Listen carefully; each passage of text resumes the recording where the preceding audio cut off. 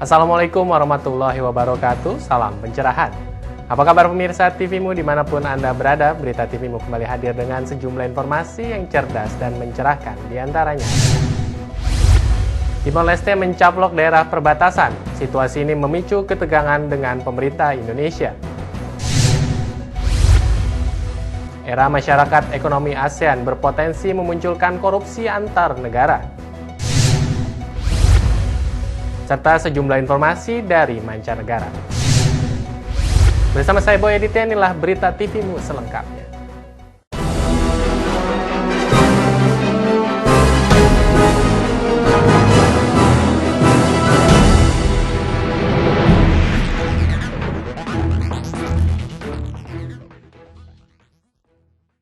Pemirsa, setelah Pulau Sipadan dan Legitan, Indonesia kembali terancam kehilangan wilayahnya. Pihak Timor Leste mencaplok wilayah steril di perbatasan dengan Indonesia. Inilah wilayah perbatasan antara Indonesia dan Timor Leste yang menjadi sengketa. Wilayah ini kembali menjadi sorotan setelah dikabarkan dicaplok negeri jiran Timor Leste. Ulah nakal Timor Leste ini melukai bangsa Indonesia. Kabarnya, negeri Ramos Horta ini telah mencaplok daerah perbatasan di Noel Besi Citrana, Desa Netam Nanu Utara, Kecamatan Amfuang Tumur, Kabupaten Kupang, Nusa Tenggara Barat. Tak pelak, Komisi 1 DPR mendesak pemerintah Republik Indonesia mengirim nota protes kepada otoritas Republik Demokratik Timor Leste. Demikian pernyataan Ketua Komisi 1 DPR Mahfud Siddiq.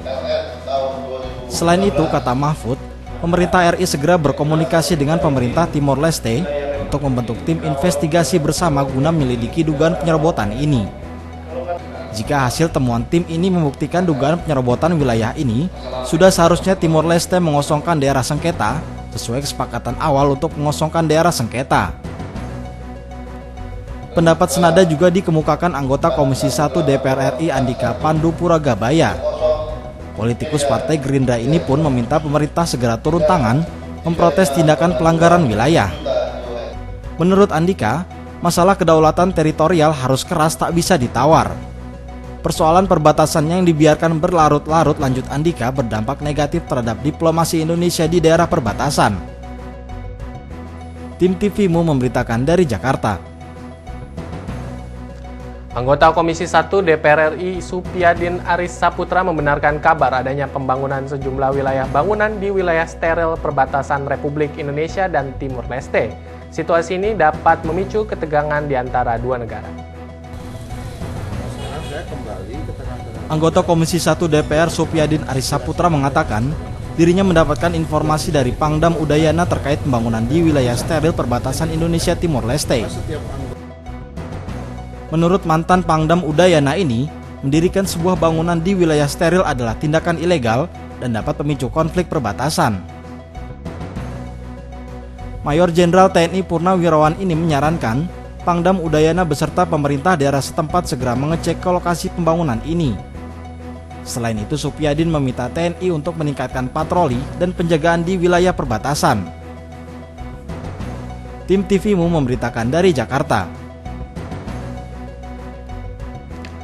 Pemirsa, beralih kepada berita selanjutnya, Presiden Joko Widodo melantik sejumlah anggota Komite Ekonomi dan Industri di Istana Negara.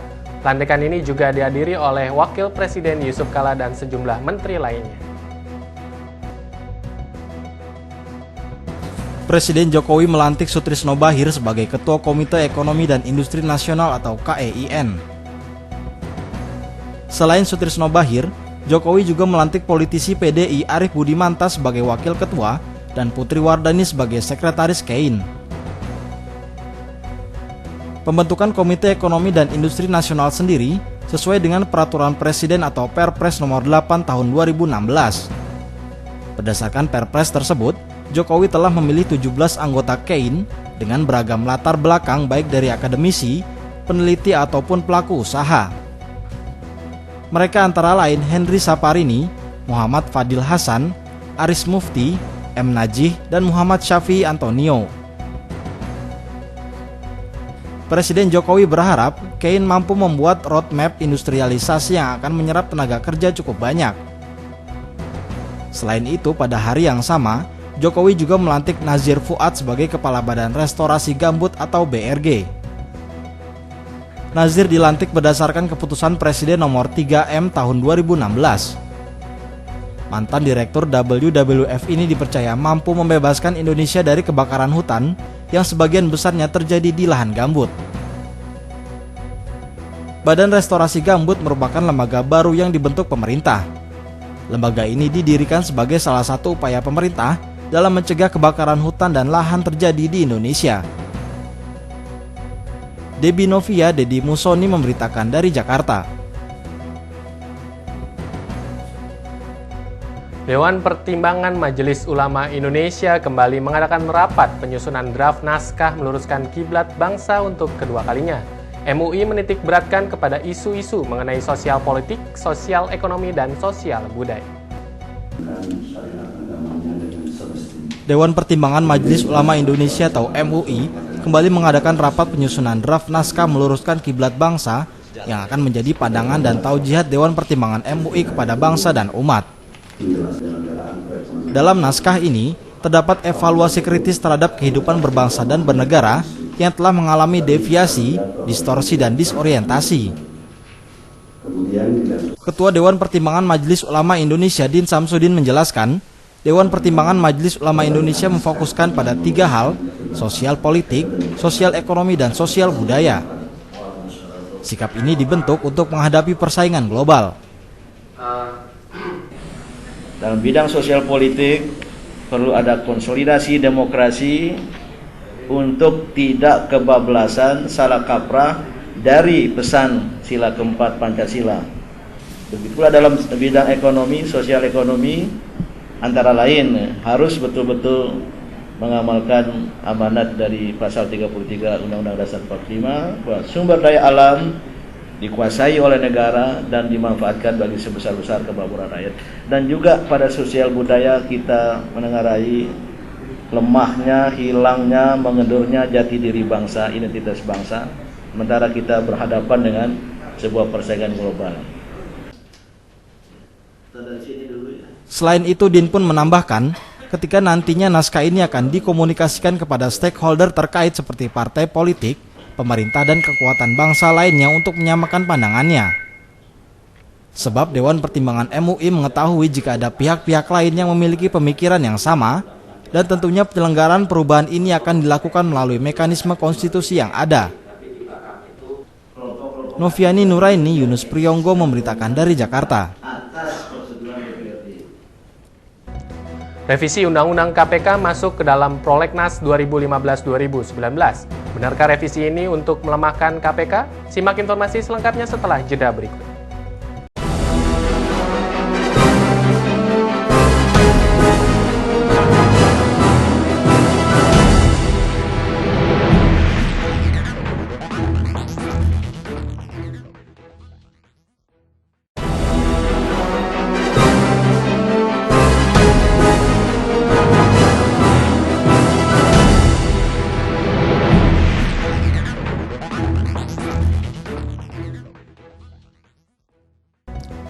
Pemirsa, terima kasih Anda masih bersama kami dalam Berita TV-mu. Komisi Pemberantasan Korupsi atau KPK menghadapi tantangan baru dalam menyongsong era masyarakat ekonomi ASEAN. MEA berpotensi menimbulkan korupsi yang lebih luas. Jagongan anti korupsi edisi Januari 2016 yang diselenggarakan Pemuda Muhammadiyah Kota Yogyakarta membicarakan mengenai tantangan yang harus dihadapi KPK pada era MEA. Menurut penasihat KPK Suarsono Muhammad, kepemimpinan baru KPK dihadapkan dengan banyaknya aktor korupsi. Apalagi ditambah bersatunya negara-negara di Asia Tenggara, boleh jadi berpotensi menimbulkan korupsi antar negara. Kondisi ini menjadi perhatian tersendiri bagi lembaga anti rasuah ini. Saat ini, KPK sedang menuai kritik dari berbagai pihak karena beberapa permasalahan seperti pembangunan gedung dan 5 pimpinan baru. Suarsono juga menampik adanya pengaruh gedung baru dengan keberhasilan pemberantasan korupsi. Jika kelima pimpinan baru serius, maka tidak ada pengaruhnya gedung baru atau tidak. Nggak ada masalah kalau gedung itu tidak bisa dijadikan ukuran apakah gedung baru mempengaruhi atau tidak. Saya kira orang yang mempengaruhi ya. Kalau pimpinannya ini 5 ini serius, Ya moga-moga serius, kita belum tahu. Maka tidak ada pengaruhnya gedung baru atau tidak. Ya. Gedung baru menurut Suarsono hanya sebagai simbol keseriusan KPK dalam memberantas korupsi. Lilis, Diva, dan Asrul Sabtono memberitakan dari Yogyakarta. Pembahasan rancangan undang-undang mengenai perubahan atas Undang-Undang Nomor 30 Tahun 2002 tentang Komisi Pemberantasan Korupsi masuk ke dalam daftar program legislasi nasional atau Prolegnas 2015-2019. Pengajuan kembali revisi terhadap Undang-Undang Komisi Pemberantasan Korupsi atau KPK datang dari pemerintah. Wacana terhadap revisi undang-undang ini berkaitan dengan kewenangan KPK. Banyak pihak yang beranggapan revisi Undang-Undang KPK merupakan upaya melemahkan KPK, seperti adanya pemisahan tindak pidana korupsi, pembatasan kasus yang ditangani KPK sehingga akan dapat mempersempit ruang perkara. Dewan Perwakilan Daerah Republik Indonesia Afnan Hadi Kusumo mengatakan ada 3 isu yang berkembang, yaitu mengenai masa berlakunya KPK, kewenangan penyadapan, serta kewenangan KPK dalam hal penyidikan. Ya, memang isu yang berkembang itu ada 3 ya. Satu kaitannya dengan masa berlakunya KPK. Kemudian yang kedua tentang kewenangan penyadapan. Kemudian yang ketiga berkaitan dengan kewenangan KPK dalam hal penyidikan. Jika revisi Undang-Undang KPK benar disahkan, maka KPK hanya dapat melakukan penyadapan selama mendapatkan izin dari pengadilan. Lilis, Diva, dan Isfi Iswar Nilakandi memberitakan dari Yogyakarta. Pemirsa, Komisioner Komisi Perlindungan Anak Indonesia atau KPAI Rita Pranawati mengimbau pemilik ataupun pengurus panti asuhan untuk lebih waspada terhadap orang asing. Karena sebelumnya ajaran radikal mulai membidik lembaga-lembaga sosial. Kondisi ini membuat Komisi Perlindungan Anak Indonesia atau KPAI geram.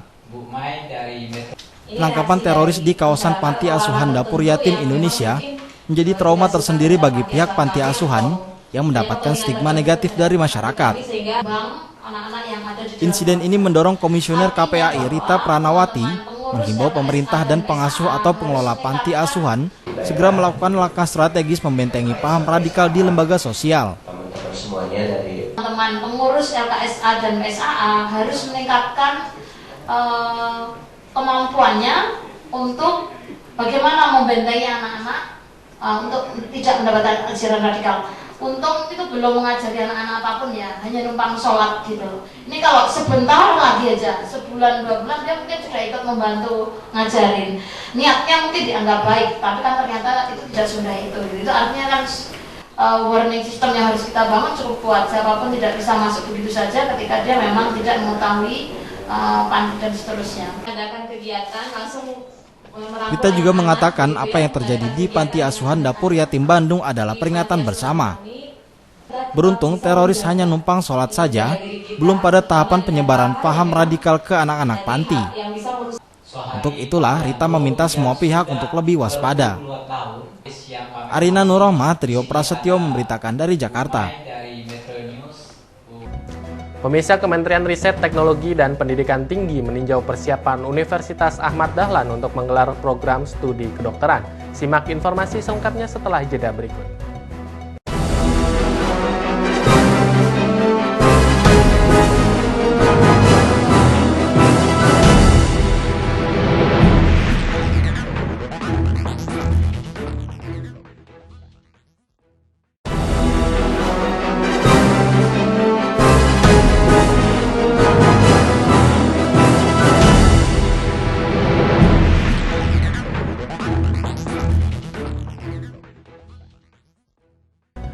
Pemirsa, terima kasih masih bersama kami dalam Berita TV-mu. Majelis Ekonomi dan Kewirausahaan atau MEK Pimpinan Pusat Muhammadiyah menggelar rapat pleno pengurus MEK dengan tema pembagian tugas dan action plan program kerja. Rapat pleno tersebut dihadiri oleh Ketua Umum Bidang Ekonomi Pimpinan Pusat Muhammadiyah Anwar Abbas dan seluruh pengurus MEK. Jadi kita 6, saya ada 20 Majelis Ekonomi dan Kewirausahaan Pimpinan Pusat Muhammadiyah menggelar rapat pleno yang dihadiri Ketua Umum Bidang Ekonomi Anwar Abbas, Ketua Majelis Ekonomi dan Kewirausahaan Muhammad Najih, Direktur Utama Wardah Nur Hayati Subakat, dan seluruh pengurus Majelis Ekonomi dan Kewirausahaan. Rapat pleno yang bertema pembagian tugas dan action plan program kerja ini membahas agenda yang akan dilaksanakan MEK selama 5 tahun ke depan. Muhammad Najih, Ketua Majelis Ekonomi dan Kewirausahaan Pimpinan Pusat Muhammadiyah, menuturkan program kerja yang menjadi prioritas adalah sinergi. Hal tersebut dimaksudkan MEK tidak akan bekerja sendiri, tetapi akan bersinergi dengan majelis-majelis lainnya, perguruan tinggi Muhammadiyah, Aisyah, dan sebagainya. Oke, jadi program kerja MEK PPM ini yang diprioritaskan itu adalah sinergi. Nah, maksudnya sinergi itu adalah tidak hanya majelis ekonomi saja yang punya gawe, tapi disinergikan dengan majelis-majelis yang lain. Seperti dengan perguruan tinggi Muhammadiyah, dengan majelis pemberdayaan masyarakat, dengan majelis kesehatan. Kemudian tidak hanya Muhammadiyah saja, tetapi dengan Aisyah. Kalau bisa dengan IMM-nya, kalau bisa dengan IPM-nya, NA-nya. Jadi tinggal kita harus mencocokkan program kerja apa yang bisa digabungkan. Selain itu, Najih pun berharap pengembangan ekonomi Muhammadiyah bisa menjadi besar karena orang-orang Muhammadiyah adalah orang-orang yang idealis yang bisa mengubah satu hal yang kecil menjadi sesuatu yang besar. Debbie Novia, M. Surya Saputra memberitakan dari Jakarta. Kementerian Riset, Teknologi, dan Pendidikan Tinggi melakukan kunjungan ke Universitas Ahmad Dahlan, Yogyakarta guna menguji berkas kelayakan Fakultas Kedokteran. Kementerian Riset, Teknologi, dan Pendidikan Tinggi atau Kemenristek-Dikti melakukan kunjungan ke Universitas Ahmad Dahlan dalam rangka penentuan dibukanya program studi pendidikan kedokteran di UAD. Dalam kunjungan kali ini, ada beberapa aspek yang dilihat, terutama mengenai kelengkapan sarana dan prasarana, kesiapan infrastruktur, serta kurikulum. Universitas Ahmad Dahlan akan menjadikan RSU PKU Muhammadiyah sebagai mitra pendidikan utama. PKU Muhammadiyah juga telah mempersiapkan sarana dan prasarana, serta ruangan tempat perkuliahan. Apabila izin dapat disetujui, maka kampus 2 unit B akan digunakan sementara sebagai fakultas kedokteran sebelum kemudian dipindah ke kampus 4 yaitu kampus utama yang dipersiapkan secara komprehensif. Visitasi kali ini untuk penentuan keputusan dibukanya program studi pendidikan dokter di Universitas Ahmad Dahlan yang dinilai oleh tim dari Kemenristek-Dikti. Ada beberapa aspek yang dilihat, terutama sarana prasarana, kemudian kesiapan infrastruktur, kurikulum maupun mitra, dalam hal ini Rumah Sakit Pendidikan Utama di RSU PKU Muhammadiyah. Setelah izin dikantongi, Fakultas Kedokteran di Universitas Ahmad Dahlan akan membuka 2 prodi, yaitu Pendidikan Kedokteran dan Profesi Dokter. Atika, Riano, dan Isfi Iswari Nilakandi memberitakan dari Yogyakarta. Ya pemirsa, selanjutnya kami akan sampaikan kilas peristiwa dari mancanegara yang kami kemas dalam kilas internasional berikut ini.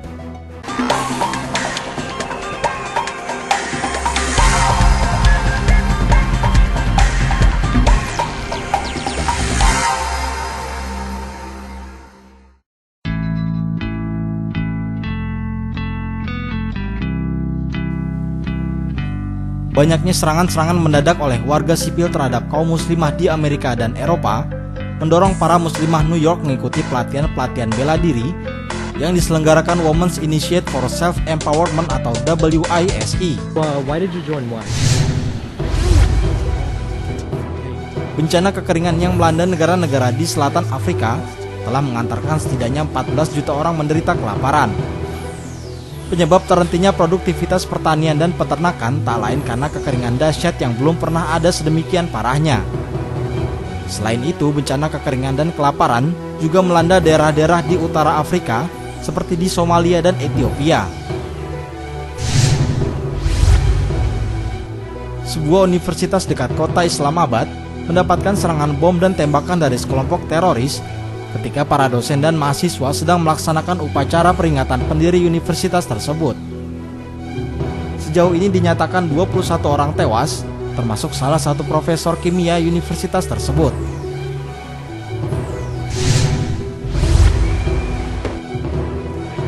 Ketakutan akan terjadinya perampokan, pemerkosaan, dan tindakan kriminal lainnya oleh kalangan imigran seperti yang terjadi baru-baru ini di Jerman, membuat rakyat Belanda berdiri menolak gelombang imigran yang datang dari Timur Tengah.